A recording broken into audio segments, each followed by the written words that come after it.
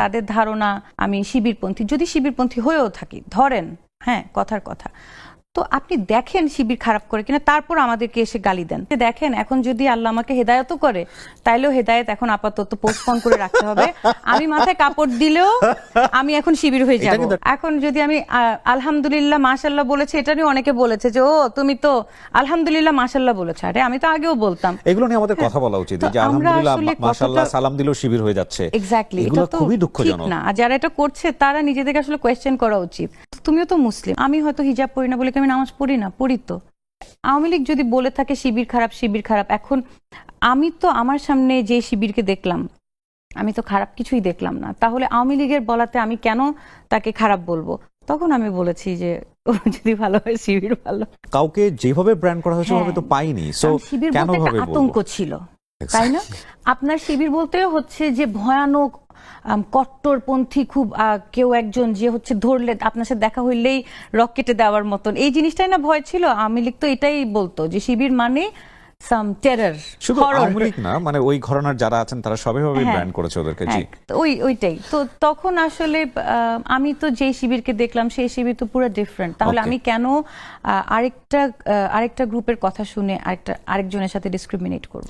Definitely. এবং আমার মনে হয় শিবিরের প্রমাণ করার সুযোগ এসেছে, তারা বিশ্ববিদ্যালয়ের দায়িত্বে, আরো বেশি একটা চান্স আছে। হ্যাঁ, এবং সেটা তারা প্রুফ করুক, পুরো মানুষ, পুরো দেশের মানুষ যে তারা সেটা প্রুফ করবে সামনে। এবং আমি তো একটা অ্যানোমালি, কারণ শিবির নিয়ে ভালো বললে তাকে অবশ্যই হিজাব পরে নিকাব পরে, তাহলে শিবির নিয়ে ভালো বলা যায়।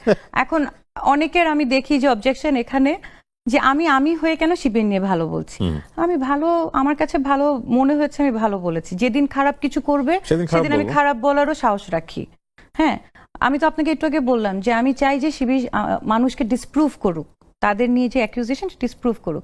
কারণ যে ভালোটা আমরা, যে তাদেরকে বেনিফিট অফ ডাউট আমরা এখন দিচ্ছি যে না শিবির হয়তো এত খারাপ না যতটা আসলে আওয়ামী লীগ স্ট্যাবলিশ করার চেষ্টা করেছে, তাহলে শিবির তার সামনের দিনে একটা বিশাল তার জায়গা তৈরি হয়েছে সেটাকে প্রুভ করার যে না আসলে দে আর নট হোয়াট আওয়ামী বা আগের রেজাইম যেটা বলেছে।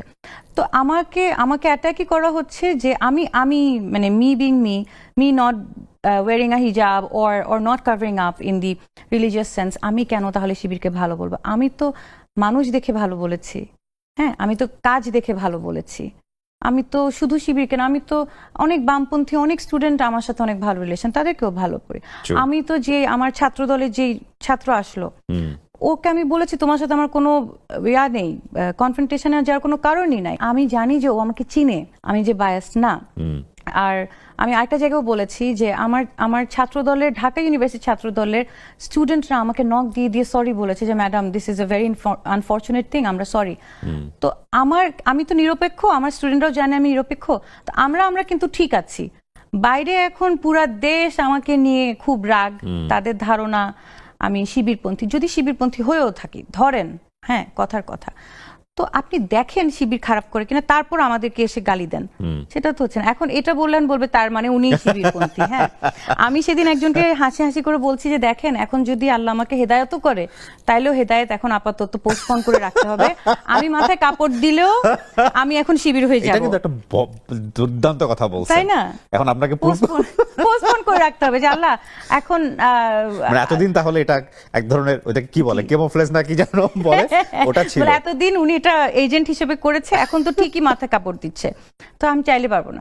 এখন যদি আমি আলহামদুলিল্লাহ মাশাআল্লাহ বলেছি, এটা নিয়ে অনেকে বলেছে যে ও তুমি তো আলহামদুলিল্লাহ মাশাআল্লাহ বলেছো। আরে আমি তো আগেও বলতাম। এগুলো নিয়ে আমাদের কথা বলা উচিত যে আলহামদুলিল্লাহ মাশাআল্লাহ সালাম দিলেও শিবির হয়ে যাচ্ছে। এক্স্যাক্টলি, এগুলো খুবই দুঃখজনক। না, আর যারা এটা করছে তারা নিজেদেরকে আসলে কোয়েশ্চেন করা উচিত। তুমিও তো মুসলিম, আর রিলিজিয়ন প্র্যাকটিস করার ডিফারেন্ট স্পেকট্রাম থাকে। অনেকে অনেক বেশি করে, অনেক কম করে। আমি হয়তো হিজাব পড়ি না বলে আমি নামাজ পড়ি না, পড়ি তো। হ্যাঁ, তো এখন বিষয়টা হচ্ছে যে আমাকে সেটা অ্যানাউন্স করে কেন বলতে হবে? বা আমি হিজাব করি না বলে আমি একটা হিজাবি মেয়ের পাশে দাঁড়াতে পারবো না? মানে আমি আরেকটা টক শোতে বলেছি অলরেডি যে আমাদেরকে দুইটা পোলার এন্ডে কেন দাঁড়ানো করা হবে। তো আমাকে তো অনেক বকা দিচ্ছে, না জেনে বকা দিচ্ছে। আমার ভালো লাগার জায়গাটা হচ্ছে একটা বকার এগেনস্টে 5 জন যে উল্টা বকা দিচ্ছে যে ম্যাডামের সাথে এরকম বলবেন না, ওইটা একটা ভালো লাগার জায়গা।